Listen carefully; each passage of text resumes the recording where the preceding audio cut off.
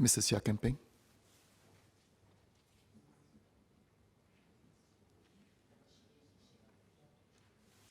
Oh, sorry, Mr. Lee Yi Shyan.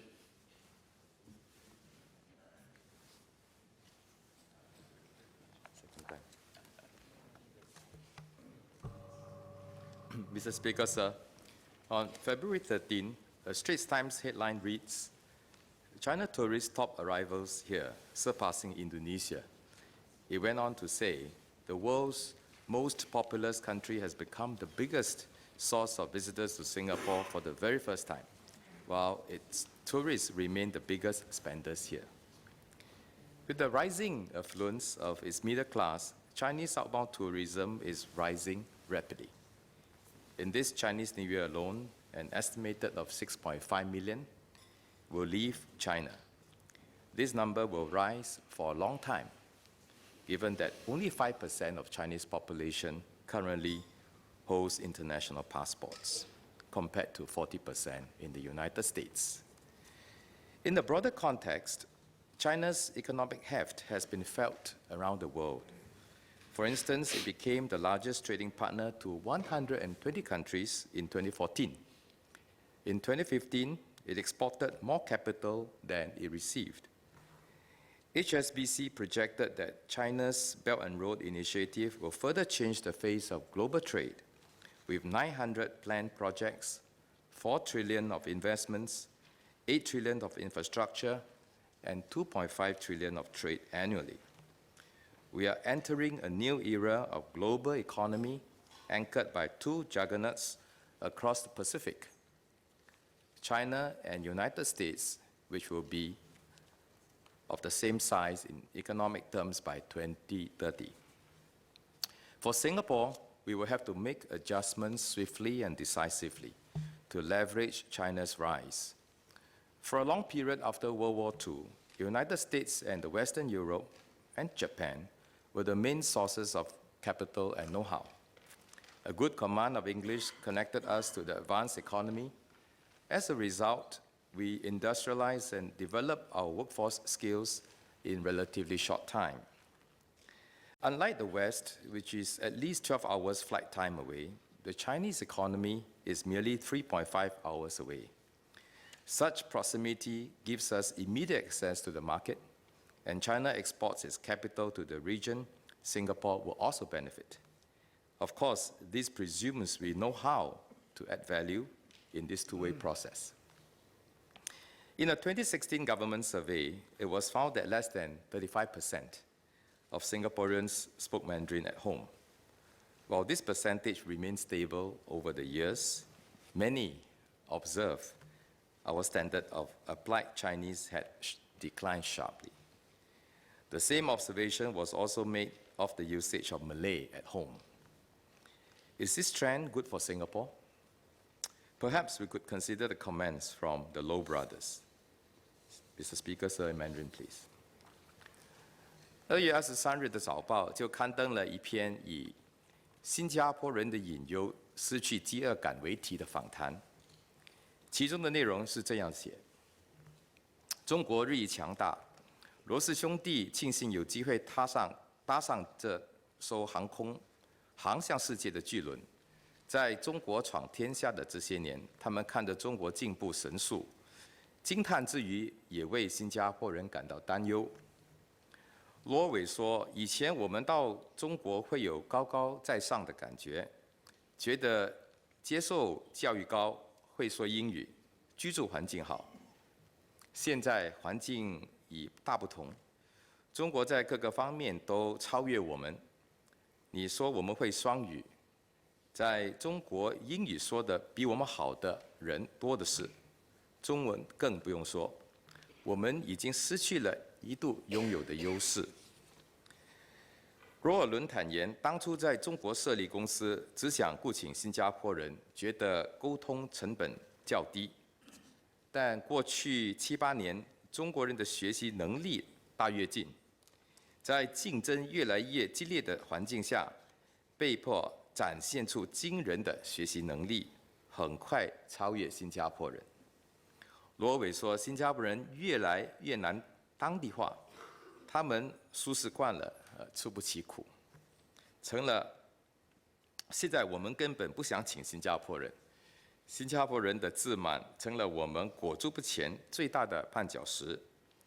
加上新加坡人也许舒适太久，已经失去饥饿感，这是更大的隐忧。罗米伦也感叹，目前还有很多新加坡人仍觉得自己了不起，仍以不会说华语为荣。他坦言，比较中国和新加坡，两国人民对事和处事的方式不同，更凸显了新加坡的劣势。Mr. Speaker, sir, I do not know these two brothers. I thought they perhaps could have established a stronger link with Singapore. However, the Low's rather forthright and uncomplimentary comments were rather similar to some of the feedback I received from Singaporean businessmen doing business in China. Their messages to me are, China is developing faster than we care to know. Singapore faces very keen competition. Complacency will set us back.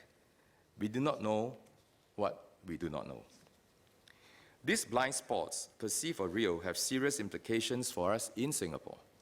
It affects our ability to engage effectively with a fast-rising economy. Our ability to value add as a knowledge, investment, and trade hub to the rising trade and investment flows in the region is not a given and can be challenged or replaced.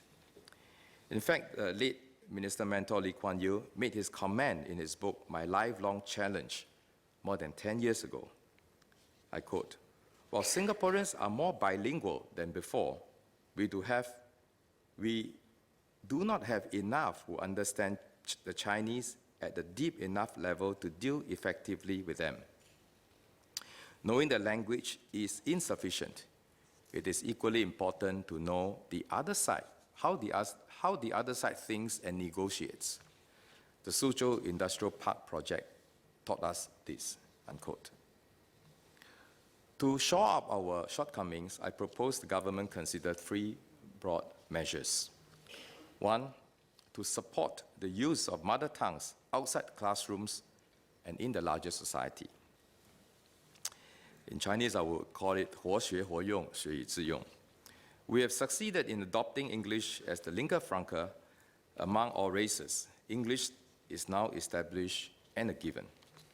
Our next phase of development will require us to level up our second language proficiency beyond a textbook subject to a live tool used in commerce and business.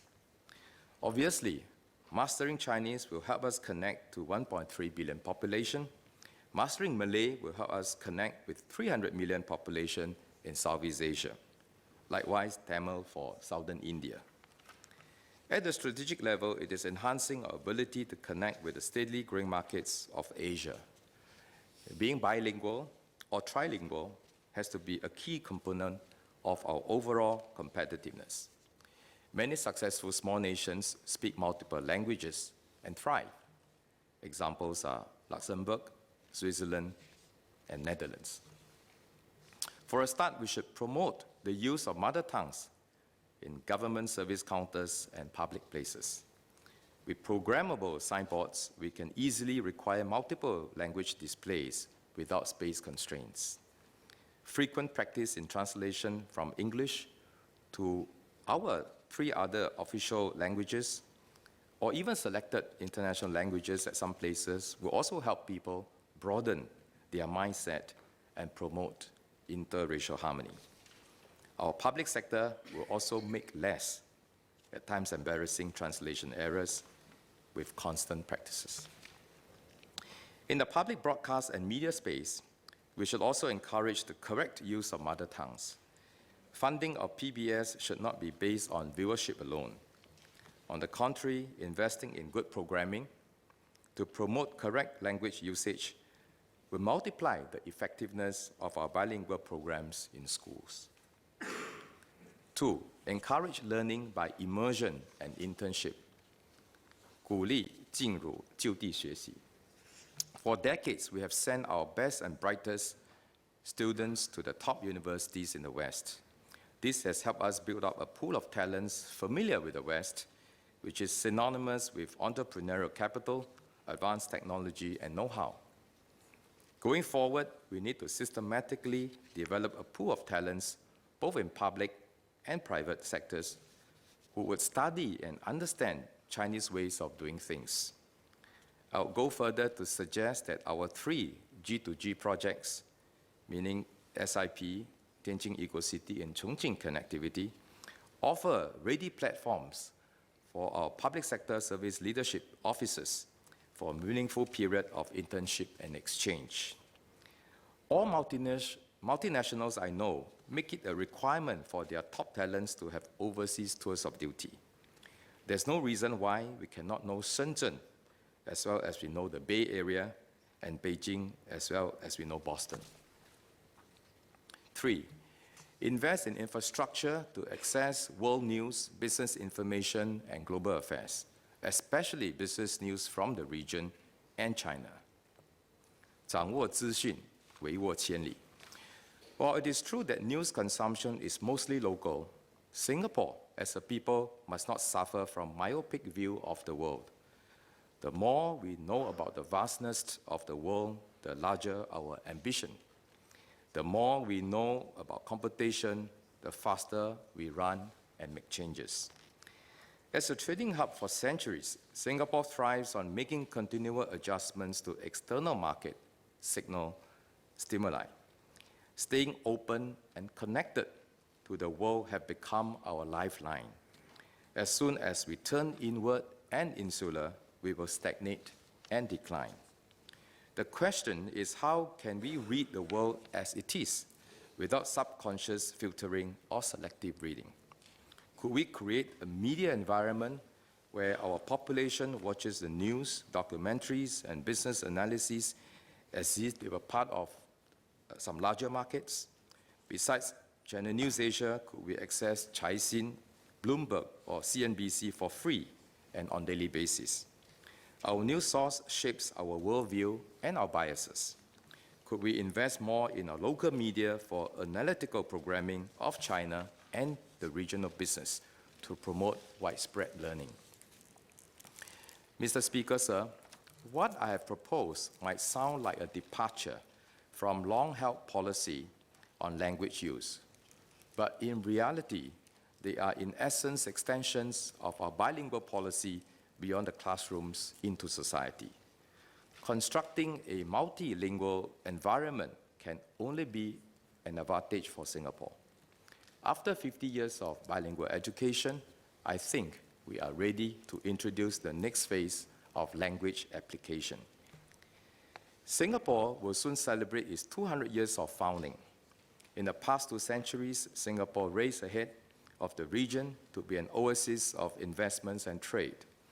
Now that the region has caught up, China has risen, we need to make continual and further adjustments to our strategy to sharpen our competitiveness. Being multilingual and deeply connected to the regional hinterlands must be our strategic priority. I support the budget. Thank you. Order. I propose to take a break now and suspend the sitting, and we'll take the chair at 3:50 p.m.